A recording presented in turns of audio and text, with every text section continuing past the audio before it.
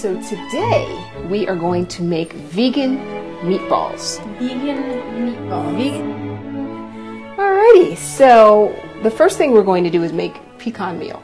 Very easy to do. Oh, our oven is ready. Okay, the oven's ready, so we're going to make this. We're going to put our pecans into our food processor. And just going to pulse it.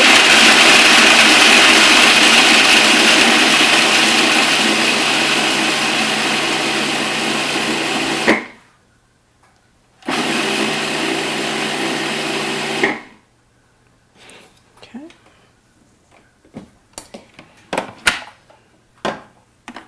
And then we have nice pecan meal. See there. Fantastic.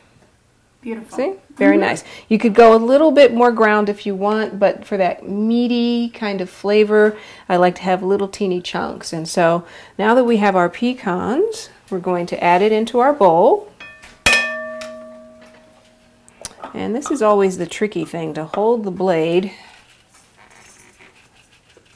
I always drop the blade into the the bowl, and then very carefully we put the blade away. It's a very sharp blade. This is a wonderful, wonderful food processor, but it's fabulous because that blade is so sharp, so you have to be real careful about how you handle the blade. Okay. So that's all that we're going to need from our food processor. I'll have you put that away. Okay. So now we have our pecans that have been ground into pecan meal. And we're going to add some breadcrumbs. Now, you can make your own breadcrumbs if you want. There are a couple of brands of breadcrumbs in the health food store that are wonderful. This is an Italian breadcrumb that I absolutely love because it has the right salt in it. It's made with sea salt. I never buy anything unless it's made with sea salt. And it's got some nice spices, so we're going to add that.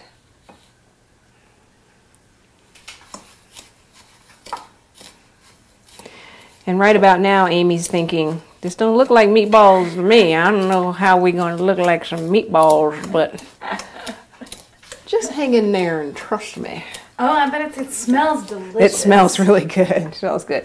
And now we're going to add some almond cheese that has been shredded. This is a cup of almond cheese.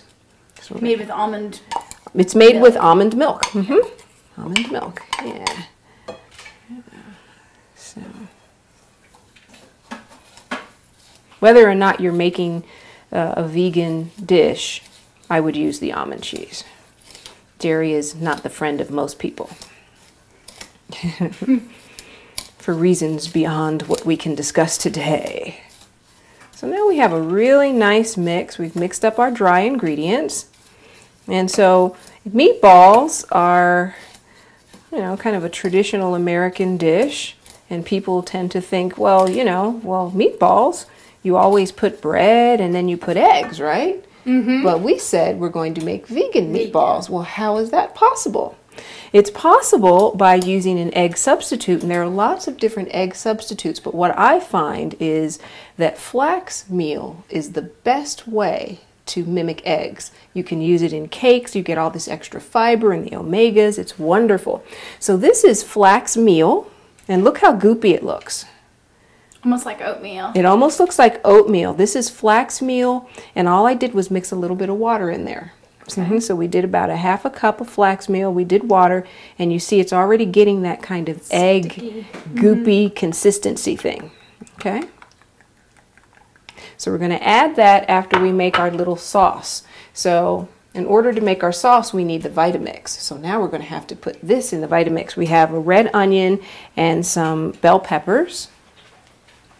Okay, so I love fresh herbs because they add just immense flavor. Smell that. Isn't that incredible? Oh, it is incredible. So I'm going to quickly show you what these are, and then we're going to put them in the Vitamix, and we're going to make our little sauce. This is savory. Now, if you don't have an herb garden like I do, you can always just add about a teaspoon of dried herb, but there is nothing like the fresh herb. Nothing like it. So this is savory. Going in, oregano. Isn't that amazing?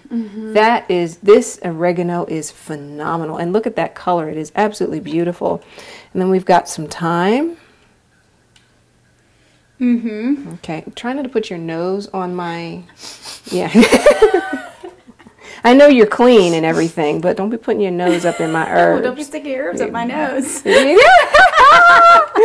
Grossing out the people at home and everything. Okay, so this is parsley. Parsley doesn't have much of a smell, so just put that in there. Doesn't trust my nose. Sorry, yeah, get your nose away from my stuff. Okay, and then this is beautiful rosemary. And look, I'm lucky enough that the rosemary is actually blooming flowers. We're going to put that right in there. There's a little bit of extra thyme and a little bit of extra oregano. So again, you can do about a half teaspoon or a teaspoon of each. Then we're going to also add 1 whole small red onion and a little bit of peppers.